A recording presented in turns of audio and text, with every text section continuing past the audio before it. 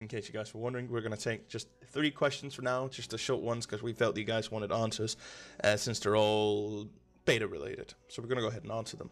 Yeah, all right, I got the first question anyway. Sorry, Fair it was enough. my bad on this one.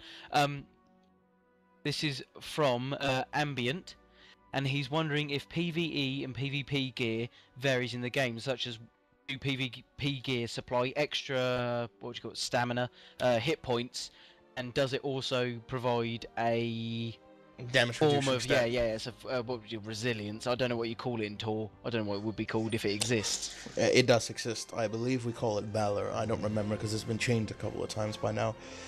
Since the first time it was in beta in July until now, it's been changed.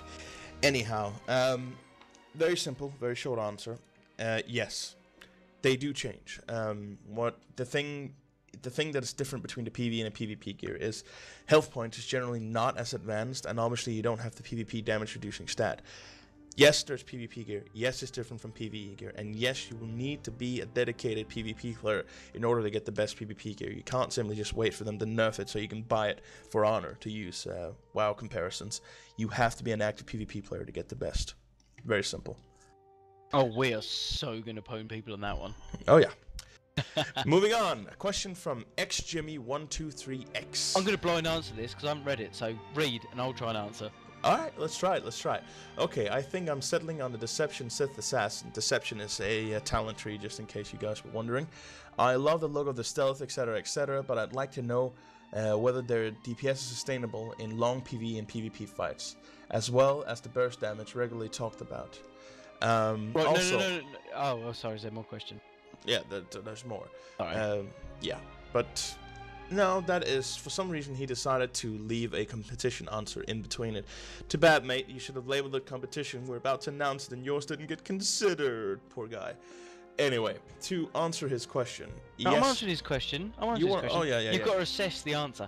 I will say, yes, you can sustain it in PvE and PvP because all classes are very well balanced. And a lot of the classes, from what I gather, do not require, they're not in a sense you'll burn through your mana on a stress test fight, so to speak. There's no DPS races in this game. It's all more down to coordination. It's all from what I gather from information outside of beta. I would say every class is nice and even as far as like they'll all run out of their DPS, or the DPS will be roughly even. Hey, how was that? I'm pretty good. Pretty damn good. I don't have a frigging clue what I'm on about. No, you should be sitting with a monocle right now. No, what he's saying is right. Even from a foreign perspective, people have sustainable PvE all the way through. But the thing you're going to notice is that, whereas if you played a combat rogue in WoW doing PvE, you're going to notice that your white damage is pretty sustainable throughout the entire fight. Whereas when you play an assassin, you're going to see like big numbers, and then for a little while you're just going to be using your basic attack, and then big numbers, basic attack. It's not going to look as if you were doing sustainable damage, but if you were looking at it on a spreadsheet or a damage meter, you're doing sustainable DPS. It's the best way to look at it. Personally, I like big numbers. I love big numbers. Yeah, big numbers are awesome. Well, what's your last question? Last question is from Canthus, and Canthus sent us a question saying, "Hey guys, I was wondering, since there's no dungeon fighter, are there going to be ways for people to summon each other to the dungeon? Because I've played the weekend beta test and there was no summoning stones, and it was annoying that we kept having to wait for people for flashpoints." I'm answering this. I am answering this. I haven't played it, but I hope to God, obviously you can elaborate. I hope to God that they do not put a summoning stone of any description in this game. Because there's nothing better, like, how immersion breaking is it when they go discover that dungeon? The only way you can go and do that dungeon is if you just run to X point, ignore everything on your way, pick that point up, and then you can go there whenever you want. You don't have to travel the little trip, or you don't have to have the fun that's involved in going there. Like, say if they stuck a world boss in between a nice city and a dungeon, how awesome would it be to try and work your way around it and have fun, or have a maze or something fun. Something that gives you a sense that it's Star Wars. The whole point you've ever experienced Star Wars from a personal perspective is that it's an experience. The whole point is it's a different universe that you're supposed to immerse yourself in. Yeah, exactly. And that's the biggest thing. It would ruin it by doing that. It would really ruin it. Plus, you'd make the world that much smaller. Think about it from a WoW perspective, and I assume you did play a WoW, since you referred to the Dungeon Finder. WoW Azeroth in itself was completely useless. 90% of the zones were never used because you could simply just teleport and zap across the world. Imagine if you actually had to move everywhere yourself. Sure, the frequency of runs that you'd be able to do would be less, and sometimes it would be annoying having to travel from point A to point B, but at least you would be traveling through the world. You'd be part of a world. Yeah, but the less runs you do, the longer you enjoy the content, the longer the game lasts, the more you enjoy it. Like, from my experience with MMOs, ones that have allowed fast travel, WoW, it basically just you sit there, you hit Q, or 3 minutes, 20 minutes, whatever it equates to, you just hit Q, you do something else. You don't immerse yourself in the universe. Like, if you have to physically travel, you have the enjoyment of the whole sense of it all, and the thing is, you don't get burnt out on the dungeon. If you finish a dungeon, it takes you back to the city, or it takes you out of the back entrance. If it takes you out the back entrance, walk round again. Sorted. If it takes you back to a city, walk back there again. By the time you get back there, you may go, oh, this is boring, but if you spent another 20 minutes in game, it's another 20 minutes the money you're paying a month is going towards, which I personally prefer. I like running along. You might meet PvP. Yeah. If they're joint dungeons, PvP. Genius idea. Two people go into one dungeon, you're getting a nice brawl on the way, you've got the spirit res per se, or whatever it is, cloning so you can turn up invisible, you just run a little bit further on and carry on. It's that to me means a lot, but that's just a personal preference. Very much agreed. But yeah, that sums up the questions for this time, guys. Now we gotta go ahead and move on to the competition. Yes. Rectum. Oh wait. Moving on. Inappropriate much indeed. I felt we needed a little bit of inappropriate. No. We have to at some point. Yeah, we do. We can be mature, but slightly only so mature. Much. Yeah. Only so much. Guys, thank you so much for all your competition entries. We have been absolutely swarmed. We have had so many competition entries, and not just many competition entries. People have usually sent multiple answers at once, and just for that, we want to throw out a special mention for our best buddy Flurry SWTOR.